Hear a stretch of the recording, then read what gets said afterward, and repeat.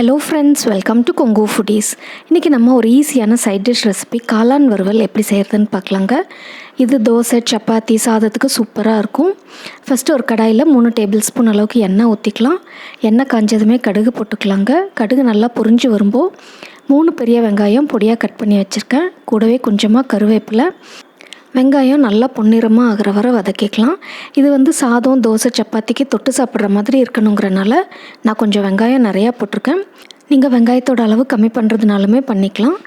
இப்போ வெங்காயம் பொன்னிறமாக ஆயிடுச்சு. இதில் 1 டேபிள் ஸ்பூன் அளவுக்கு இஞ்சி பூண்டு பேஸ்ட் சேர்த்திருக்கேங்க. இஞ்சி பூண்டோட பச்சை வாசனை போகிற வரை வதக்கிக்கலாம். இப்போது இஞ்சி பூண்டோட பச்சை வாசனை போய் ஒரு நல்ல ஃப்ளேவர் வருது.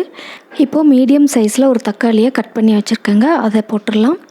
தக்காளி நல்லா சாஃப்ட் ஆகிற வரை வதக்கிக்கலாங்க. இப்போ தக்காளி நல்லா சாஃப்ட் ஆகிடுச்சு. இதில் 2 டீஸ்பூன் அளவுக்கு மல்லித்தூள் சேர்த்திக்கலாங்க.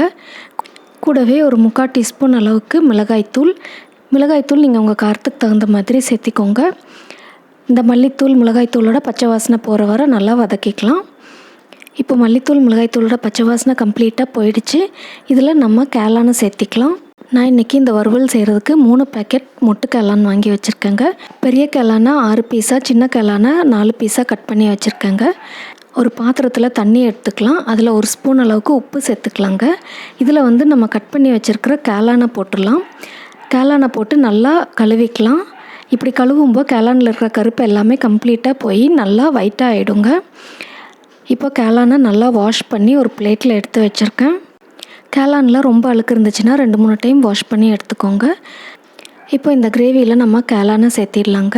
காளானை கிரேவியோட நல்லா மிக்ஸ் பண்ணிக்கலாங்க. காளான் அதான் தண்ணி விடும், நம்ம தண்ணி ஊற்ற வேண்டியதில்லை. இந்த காளானை மீடியம் ஃப்ளேமில் வேக விட்டுக்கலாம். இப்போ இந்த காளான் வறுவலுக்கு தேவையான அளவு உப்பு சேர்த்திக்கலாங்க. நான் 1 ஸ்பூன் அளவுக்கு உப்பு சேர்த்துறேன். இதை நல்லா மிக்ஸ் பண்ணி கொடுத்துடலாம்.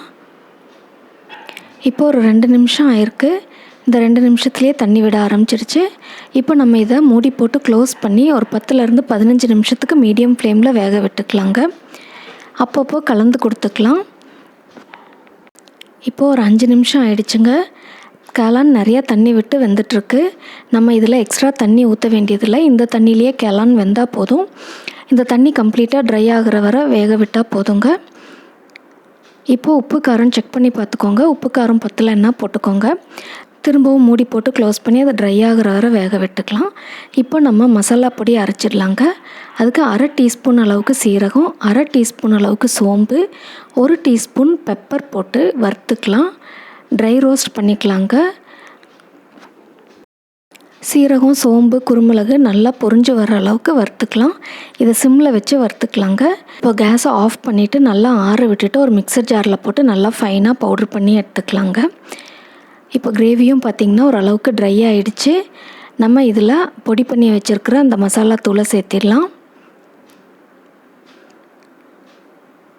சேர்த்தி நல்லா மிக்ஸ் பண்ணிக்கலாங்க. நல்லா மிக்ஸ் பண்ணிவிட்டு ஹை ஃப்ளேமில் ஒரு 5 நிமிஷத்துக்கு கண்டினியூஸாக கிளறி கொடுத்துக்கலாம். இந்த வறுவல் நல்லா ட்ரை ஆகிற வரை வதக்கி விட்டுக்கலாங்க. உங்களுக்கு கொஞ்சம் கிரேவி மாதிரி வேணும்னா கொஞ்சம் தண்ணி கன்சிஸ்டன்சி இருக்கும்போதே பொடி போட்டு நல்லா மிக்ஸ் பண்ணி ஒரு 2 நிமிஷம் விட்டுட்டு கேஸை ஆஃப் பண்ணிக்கோங்க. இப்போது வறுவல் நல்லா ட்ரை ஆகிடுச்சு. இப்போது கேஸை ஆஃப் பண்ணிடலாம். இது ஒயிட் ரைஸோட பிசைஞ்சு சாப்பிட்றதுக்கு ரொம்ப சூப்பராக இருக்குங்க. சப்பாத்தி, தோசை, ரோட்டி எல்லாத்துக்குமே ரொம்ப ரொம்ப நல்லாயிருக்கும். இந்த காளான் வறுவலை செஞ்சு பாருங்கள். செஞ்சு பார்த்துட்டு உங்களோட சஜஷன் சொல்லுங்கள். உங்களுக்கு இந்த வீடியோ பிடிச்சிருந்துச்சுன்னா லைக் பண்ணுங்கள், ஷேர் பண்ணுங்கள், கமெண்ட் பண்ணுங்கள். மறக்காமல் கொங்கு ஃபுடீஸ்க்கு சப்ஸ்கிரைப் பண்ணுங்கள். கூட பக்கத்தில் இருக்க பெல் ஐக்கானையும் ப்ரெஸ் பண்ணுங்கள். உடனுக்குடன் நோட்டிஃபிகேஷன்ஸ் கிடைக்கும். தேங்க்யூ.